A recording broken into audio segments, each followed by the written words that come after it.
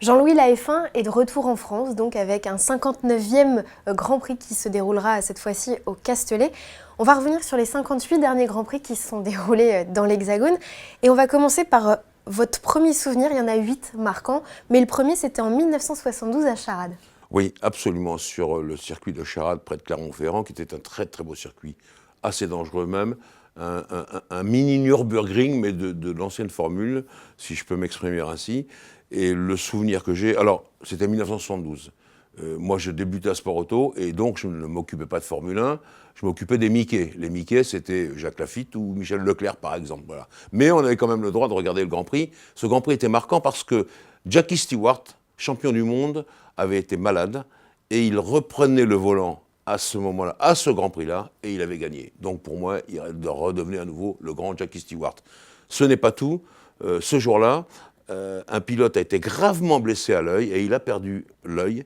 Et il s'appelle Helmut Marko et c'est le numéro 2 de l'équipe Red Bull Renault en ce moment, le célèbre Dr Marko dont tout le monde a peur.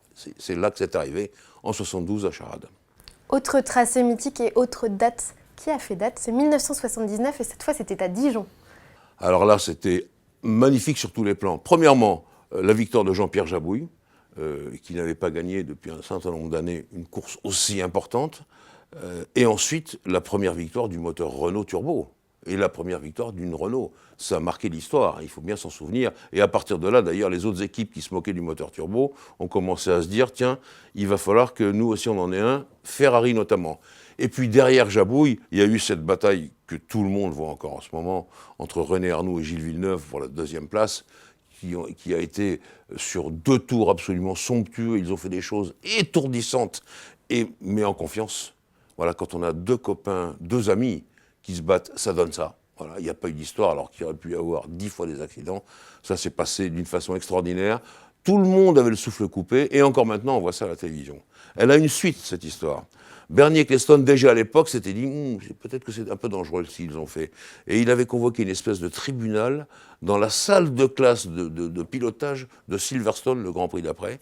Et ils avaient convoqué devant un tribunal. Le tribunal, c'est simple. C'était Niki Lauda qui pensait qu'à sa course, qui regardait le plafond en réfléchissant, et Claire Regazzoni qui, lui, s'était allongé sur les tables et dormait.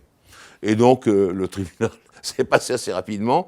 Et finalement, c'est Gilles, toujours un peu sec et sérieux, qui a dit à Bernie, écoute, on t'a rapporté en télévision ce jour-là, en 2 tours, ce que toute la saison te rapportera. Donc tu peux rien nous dire.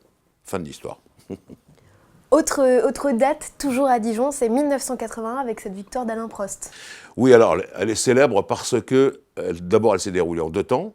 Ensuite, c'est la première victoire en Formule 1 d'Alain Prost, c'est quand même important. Et il avait des problèmes de boîte de vitesse. Et durant l'interruption de la course, car la course a lieu donc en 2 parties à cause de la pluie, les mécaniciens se sont précipités sur la boîte de vitesse, ils l'ont démontée, ils ont sorti, ils l'ont ouverte, la boîte, et il n'y avait rien pour réparer. La panne était trop compliquée, ils ont remonté la boîte telle qu'elle. Et elle a tenu jusqu'au bout. Alain ayant choisi par rapport à Nelson Piquet des pneus plus tendres, c'est lui qui a gagné la course. Et c'est donc sa première victoire en Grand Prix. 1982, cette fois, on arrive au Castellet. Et là, c'est la rupture entre Alain Prost et René Arnoux. Et oui, parce que les ordres de l'équipe n'étaient pas si bien faits que cela. René, s'il partait en tête, devait à un moment donné céder le commandement à Alain, qui était bien mieux placé que lui, au championnat du monde. Et puis René, dans l'enthousiasme de la perspective d'une victoire, il n'a pas lâché prise, il n'a pas obéi aux ordres, il y avait un panneau, hein. 1, Alain, 2, René, il n'a pas obéi, et donc on imagine que le soir, après l'arrivée, c'était quand même la soupe à la grimace, il faut dire les choses comme elles sont. Mais il y a une suite aussi à cette histoire, c'est que Alain Prost s'est arrêté en rentrant chez lui, faire le plein de sa voiture dans une station-service, et le pompiste a cru que c'était Arnoux. Et il dit à Prost, « Ah, vous avez eu raison, monsieur Arnoux. Vraiment, cet Alain Prost, il est impensable. Tout lui est permis, c'est un scandale. » Et Alain, qui était prêt à payer avec sa carte de crédit, il a rentré dans sa poche, il a payé en argent liquide. Il n'a rien dit et il est parti.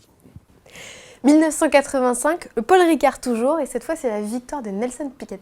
Oui, ça c'est une victoire un peu rare parce qu'elle est la première avec les pneus Pirelli. En réalité, je croise Nelson Piquet dans le paddock et qui me dit « Tu vas parier sur moi, je vais gagner ». car à l'époque on pariait. Donc, je parie sur Nelson Piquet. Johnny Reeve, mon ami et mentor, me dit « Mais qu'est-ce que tu es influençable, Jean-Louis, mais ça va jamais arriver ». Il a gagné, et j'ai été le seul à remporter le gros lot, qui à l'époque devait se monter, c'est une somme importante, à $500. Voilà, mais j'avais été le seul à gagner. Grâce à Nelson, grâce au pneu Pirelli. Félicitations Jean-Louis. 1989, toujours au Paul Ricard, et cette fois, votre ami Jean Alesi. Et oui, alors lui, il débutait. On venait à peine de le voir prendre la tête du championnat international, ça s'appelait de F3000, dans l'écurie Jordan, et voilà que Ken Tyrrell cherche un pilote. Eddie Jordan, toujours avec du bon nez pour voir les bons pilotes, dit « mais prends Jean Alesi ». Et Jean Alesi débute avec la Tyrrell. À un moment donné, il n'était pas loin même de la première place au moment des arrêts et des changements de pneus. Mais enfin, il a quand même terminé 4e pour son premier Grand Prix. Et d'un coup, il est devenu le héros de toute la France. Encore au Paul Ricard, dites-moi Jean-Louis, vous aimez ce tracé décidément, 1990. Et cette fois, Prost est passé chez Ferrari. Alors c'était une belle victoire de Prost, mais elle a été difficile.